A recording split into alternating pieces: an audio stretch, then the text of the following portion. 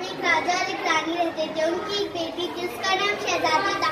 उसकी देखभाल करने के लिए एक दासी भी थी। उस महल में एक बहादुर सेनापति और उसके कुछ सिपाही होते थे। उस गांव में एक डाकू भी रहता था। वो सोचता था कि शहजादी को हासिल कर लिया जाए तो जो मांगे वो कीमत मिल जाएगी। एक दिन राजा रानी शिकार पर गए। डाकू खिड़की से आकर शहजादी को उठाकर ले गया। शहजादी ने सोचा, मैं अपनी अंगूठी यहाँ पर फेंक दी थी, इससे सेनापति और सिपाही मुझे ढूंढ पाएंगे।